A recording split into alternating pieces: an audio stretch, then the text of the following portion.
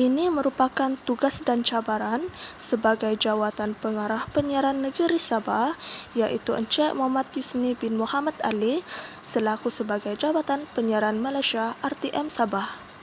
Jawatan semasa beliau kini memegang Jawatan Pengarah Penyiaran Negeri Sabah di Jabatan Penyiaran Malaysia RTM Sabah.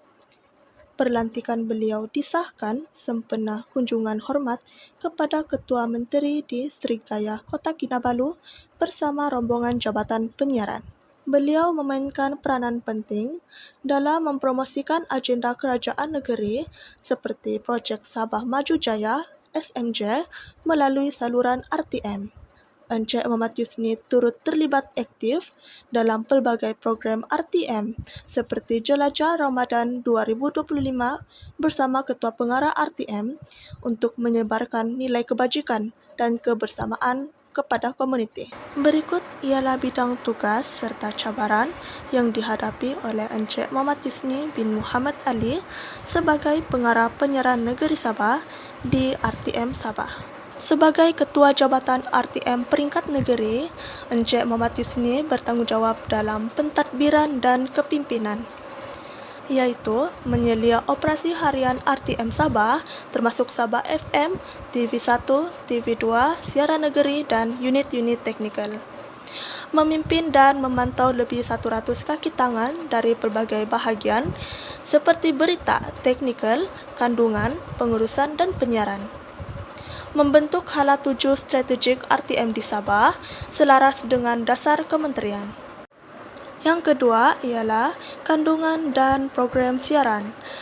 Merancang dan meluluskan program radio dan televisyen yang berteraskan lokaliti Sabah. Memastikan program memperkukuh identiti budaya, bahasa dan etnik tempatan iaitu Kadazan Dusun, Bajau, Murut dan lain-lain. Mengawasi siaran langsung acara rasmi negeri dan nasional seperti Hari Malaysia, Jelajah Ramadan RTM dan sebagainya. Seterusnya, yang ketiga, komunikasi kerajaan dan rakyat.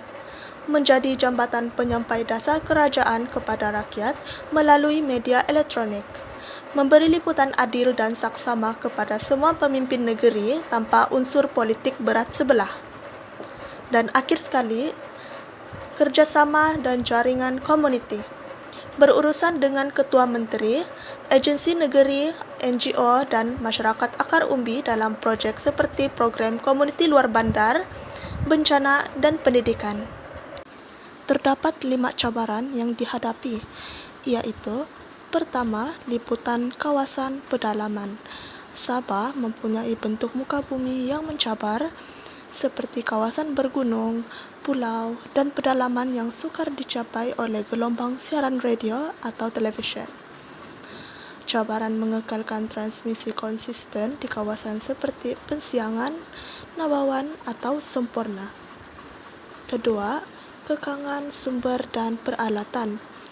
Sebahagian besar peralatan RTM di negeri ini memerlukan naik taraf dari segi teknologi digital, server cloud, kamera HD, DSP. Kekangan bajet menghalang pembaharuan menyeluruh di semua daerah.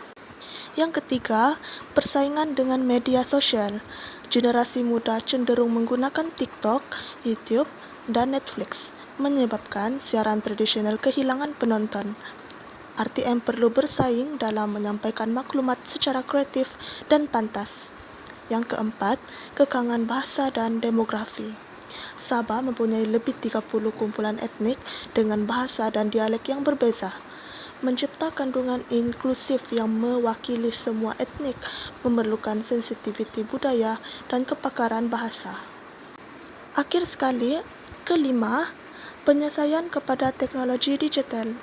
Penstreaman langsung, penyiaran digital serta integrasi dengan media sosial memerlukan perubahan budaya kerja dan latihan semua kaki tangan.